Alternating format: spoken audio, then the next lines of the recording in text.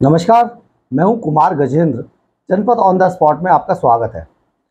हम ना कहते थे केजरीवाल एंड कंपनी चोर है, लेकिन जिस तरीके से इनके ये मामले खुल रहे हैं उससे ये चोर नहीं महाचोर साबित होते जा रहे हैं।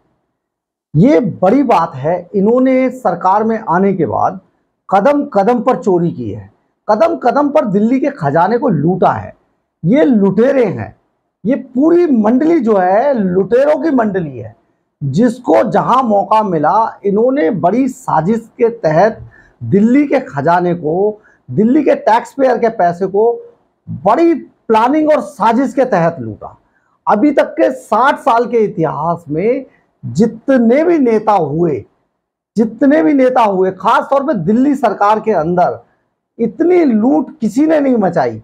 हम इस बात से ये नहीं कह रहे कि शीला दीक्षित सरकार या कोई भी सरकारें हुई उनके मंत्रियों ने फ्रॉड नहीं किया, लूट नहीं मचाई, उन्होंने चीटिंग नहीं की, लेकिन वो बहुत सीधी सीधी लूट थी, वो कमीशन खोरी थी। लेकिन कहीं पर भी ऐसा कोई मामला सामने नहीं आया कमीशन खोरी के अलावा जिसमें इतनी साजिश करके ऐसी कॉन्स्पिरेसी की गई जिसमें कि इन्होंने करोड़ों रुपए दिल्ली के खजाने के लूट लिए। ये तो भला हो केंद्र सरकार का कि उन्होंने एक ऐसे एलजी को भेजा दिल्ली के अंदर जिसने इनके सारे कच्चे चिट्ठे उजागर कर दिए। ये हम शुरू से कहते आ रहे हैं, आपसे अपने व्यूअर्स से हम ये बात शुरू से कहते आ रहे हैं कि इस चोर मंडली ने बहुत ही नए तरीके के जो एक तरीके से जो वो थे नए तरीके के इन्होंने साजिश इजाद की, नए नए तरीके इन्होंने खोजे कि दिल्ली सरकार को किस तरीके से लूटा जाएगा, दिल्ली के खजाने को किस तरीके से लूटा जाएगा। आप समझिए, दिल्ली के अंदर जैसे ही इन लोगों ने सरकार बनाई वैसे ही सभी विभागों में, जिन विभागों में कॉन्ट्रैक्चुअल जो कर्मचारी काम करते थे, जो कॉन्ट्रैक्चुअल कंपनियां थी, जिनके अंडर में जिनको टेंडर दिए गए थे और जिनके अंडर में हजारों की तादाद में लोग दिल्ली गवर्नमेंट के अंदर कॉन्ट्रैक्ट पर काम करते थे, आते ही इन्होंने उन सभी कंपनियों को हटा दिया। हम बहुत जो सूचना हमारे पास है पहले से ही, हमें भी बहुत लंबा टाइम हो गया जर्नलिज्म करते हुए, पत्रकारिता का लंबा हमारा भी इतिहास है। इन लोगों ने, मैं उस वक्त दिल्ली सरकार कवर किया करता था, मैं आपको बता दूं कि जैसे ही ये सरकार आई इन्होंने सबसे पहले जो दिल्ली सचिवालय के गेट थे पत्रकारों के लिए सबसे पहले वही बंद किए। उसका टाइम फिक्स कर दिया, बिना पास कर बनवाए 4 बजे से पहले कोई भी आदमी, कोई भी पत्रकार दिल्ली सेक्रेटेरिएट के अंदर घुस ही नहीं सकता था।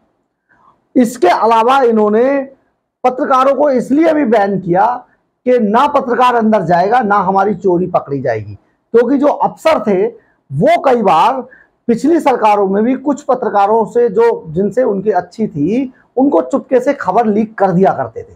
तो इन चोरों को ये बात पता थी। इन्होंने सबसे पहले इसी पे डंडा मारा और बहुत सारे पत्रकार एक समय पे केजरीवाल एंड कंपनी के मफलर मैन के भक्त हुआ करते थे, वो इन्हें भगवान मानने लगे थे, उनको मुंह की खानी पड़ी और सबसे पहले ऐसे ही पत्रकारों को अंदर जाने से रोक दिया गया दिल्ली गवर्नमेंट ने।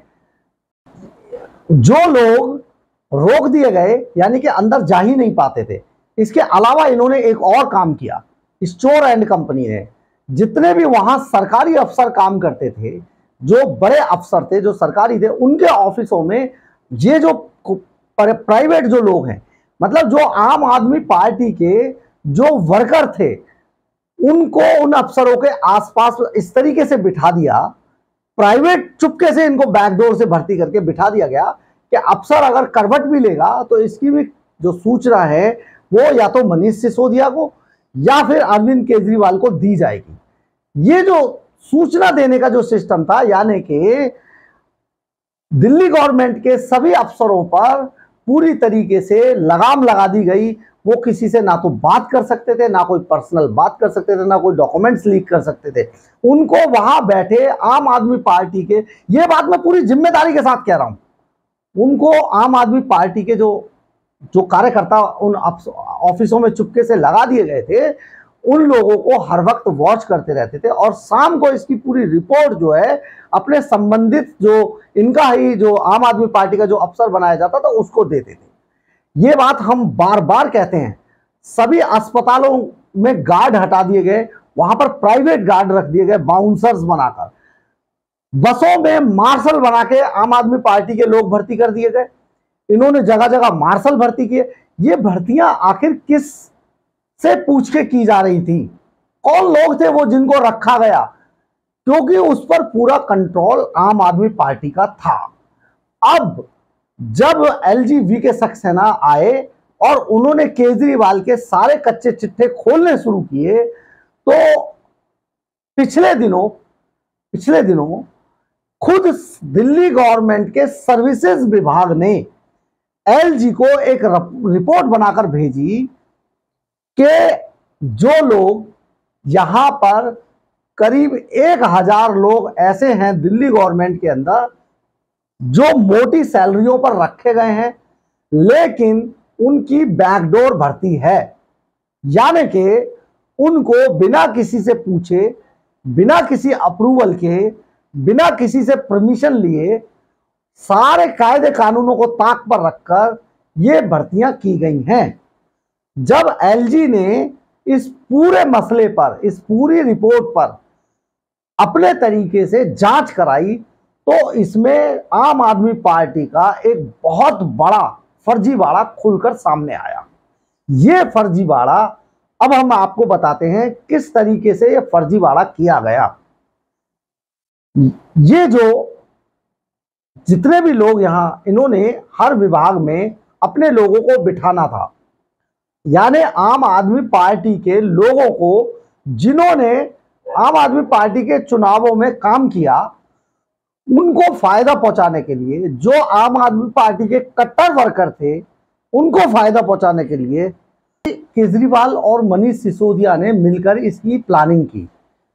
और ये सारा वहां पर भर्तियों करने का, दिल्ली सरकार के अंदर विभिन्न विभागों में लोगों को रखने का जो जिम्मेदारी थी वो दिल्ली सरकार के सर्विसेज विभाग की थी। तो सर्विसेज विभाग किसको दिया जाए, वो डिप्टी सीएम मनीष सिसोदिया के पास था। अब चुपके से सभी विभागों में इन्होंने अपने लोगों को भर लिया और अपनी एजेंसियों को सूत्र ये बताते हैं कि मनीष सिसोदिया के कई रिलेटिव इस काम में लग गए। जितनी भी एजेंसियां जो आई, बनाई गई और उन एजेंसियों ने जो भर्तियां की, वो सारी इन्हीं के इशारे पर आम आदमी पार्टी के लोगों को भर्ती कर लिया गया। यानी दिल्ली सरकार में अगर आप आम आदमी पार्टी के वर्कर नहीं है तो दिल्ली सरकार की सरकारी नौकरी प्राप्त नहीं कर सकते। अब ये जो खुलासा हुआ खुद जैसे ही सर्विसेज विभाग से, आप समझिए केजरीवाल बार बार सर्विसेज विभाग क्यों मांग रहे थे, क्यों इस पर अपना कब्जा चाहते हैं? वो कब्जा इसीलिए चाहते थे कि एक तो जो दिल्ली गवर्नमेंट में अपने वर्कर्स को भर्ती करने का जो पूरा एक सिस्टम है उस पर अमली जामा पहनाया जा सके, और दूसरा इसलिए चाह रहे थे जो उन्होंने काले कारनामे किए हैं उन काले कारनामों का खुलासा ना हो, पर्दा ना उठे उससे। तो क्योंकि मनीष सिसोदिया जेल में है और अब सर्विसेज विभाग पर किसी का कब्जा नहीं है आम आदमी पार्टी के लोगों का, तो यह मामला सामने आ गया।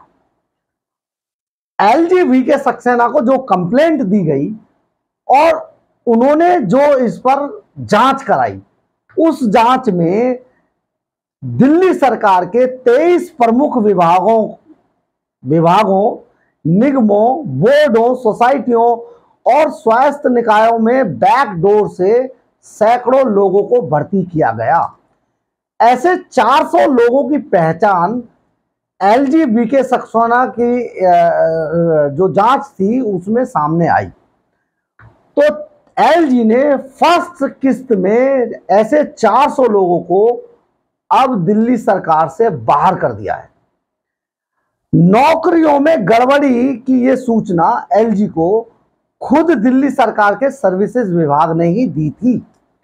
इन बैकडोर भर्तियों में केंद्र सरकार के कार्मिक एवं प्रशिक्षण विभाग द्वारा तय किए गए एससी, एसटी, ओबीसी के जो रिजर्वेशन मानक थे उनको भी तहस नहस कर दिया गया, उनकी भी कोई परवाह नहीं की गई और वहां पर दूसरी कास्टों से जो लोग थे या जो लोग इस चीज को डिजर्व नहीं करते थे उन लोगों को भी भर्ती कर लिया गया क्योंकि वो आम आदमी पार्टी के वर्कर थे। आप समझिए, इस पूरे सिस्टम को समझने की कोशिश कीजिए। इसी तरीके से इन्होंने किन किन विभागों में इस तरीके की भर्तियां की, आपको हम ये भी बता देते हैं। इसका भी खुलासा हुआ है कि किस तरीके से दिल्ली सरकार के पर्यावरण विभाग, आर्कियोलॉजिकल, दिल्ली आर्काइव, महिला एवं बाल विकास और इंडस्ट्रीज जैसे विभागों में 69 लोगों को बिना किसी अप्रूवल लिए, यानी कि ये बार बार जो कहते हैं केजरीवाल साहब कि हम दिल्ली की चुनी हुई सरकार हैं, हम बहुत बहुमत से जीते हैं, तो ऐसा तो नहीं है।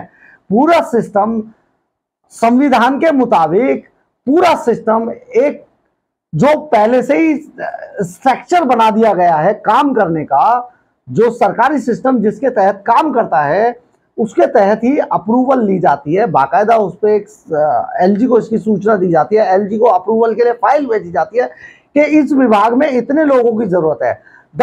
तब जब एलजी की तरफ से ये अप्रूवल आ जाता है कि आप रख सकते हैं, तो उनको बाकायदा उनकी एजुकेशन के हिसाब से, उनके इंटरव्यूज के हिसाब से, उनके तय मानकों को, उनके जो रिजर्वेशन है उसके हिसाब से, उनकी पढ़ाई लिखाई के हिसाब से उनको रखा जाता है कर्मचारियों को।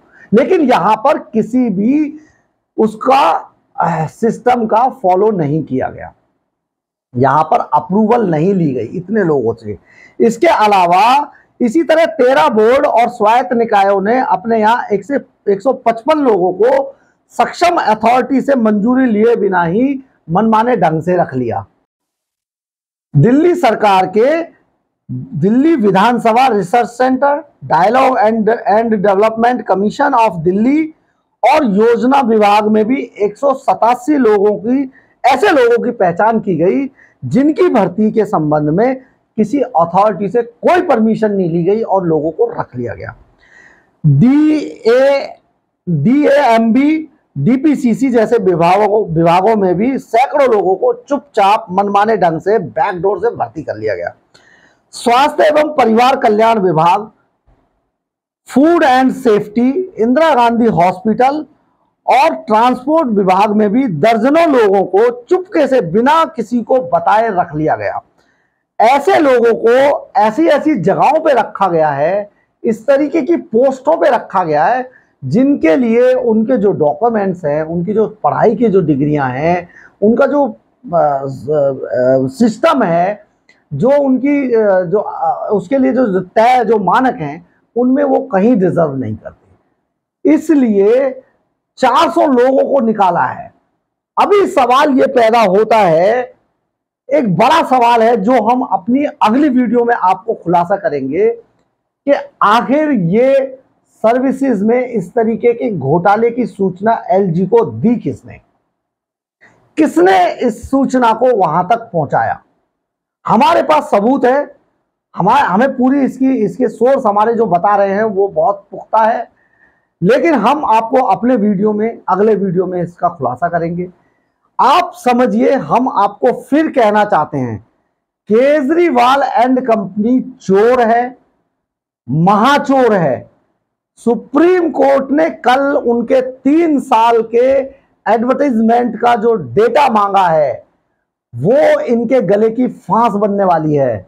इसके अलावा हाई कोर्ट ने जो बोला है, हाई कोर्ट ने जिस तरीके से मनीष सिसोदिया जैसे धूर्त इंसान की बेल रिजेक्ट करते हुए, जो कट्टर मक्कार इंसान की बेल रिजेक्ट करते हुए ये कहा कि आप 18 पोर्टफोलियो लेके इतने बलशाली डिप्टी सीएम थे, आपको कैसे छोड़ दें हम। आपको जमानत नहीं दी जा सकती, क्योंकि इस पूरे मामले के अंदर जो समीर महेंद्रू से मीटिंग कराई, जो साउथ लॉबी, शराब लॉबी को दिल्ली के अंदर लाया गया और उनसे केवल नियम बनाने के, शराब नीति, आप समझिए इस बात को गौर से, शराब नीति को केवल बनाने के लिए, नए तरीके से डेवलप करने के लिए, जिसमें 6% का कमीशन इन लोगों को टेबल के नीचे से ब्लैक मनी के तौर पे आना था, उसके लिए भी 100 करोड़ रुपया लिया गया। कितने धूर्त और मक्कार, आप समझिए। दिल्ली के सरकार, दिल्ली के अंदर रहने वाले लोगों को यह समझना होगा कि चाहे आप अनपढ़ मुख्यमंत्री बना लीजिए, लेकिन ऐसे पढ़े लिखे कहने वाले आदमी को कभी सीएम मत बनाइएगा, क्योंकि इन्होंने सरकारी खजाना लूटा है। ये सरकारी खजाने के लुटेरे हैं। वहां पर बहुत सारी, आप समझिए, दिल्ली के अस्पतालों में अगर कोई जाएगा, अभी हम अपनी अगली वीडियो में दिल्ली के हॉस्पिटल का भी एक खुलासा करेंगे, किस तरीके के हॉस्पिटल्स, जिन्हें ये वर्ल्ड क्लास कहते हैं, जिस सत्येंद्र जैन को ये भारत रत्न दिलवाना चाहते थे, जिस मनीष सिसोदिया को ये भारत रत्न दिलाना चाहते थे, वो भारत रत्नों का भी सामने आपको खुलासा होगा। आप देखेंगे कितने भारत रत्न वाले थे। आप इस स्ट्रैटेजी को समझिए। केजरीवाल किस तरीके से चोर है, केजरीवाल एंड कंपनी चोर है, इस बात को समझिए आप। ये खुलासा, ये जो 400 लोग निकाले हैं, अभी दिल्ली गवर्नमेंट में जांच चल रही है। हमारे सूत्र ये बताते हैं अभी और जांच चल रही है, अभी बहुत सारे और लोगों को दिल्ली सरकार से बाहर किया जाएगा। बहुत सारे अभी और घोटाले सामने आएंगे, बहुत सारे इस तरीके के सिस्टम के अंदर जो गड़बड़ियां की गई हैं वो सामने आएंगे। इन सारे खुलासों के लिए आप सबको तैयार रहना पड़ेगा। जय हिंद, जय भारत।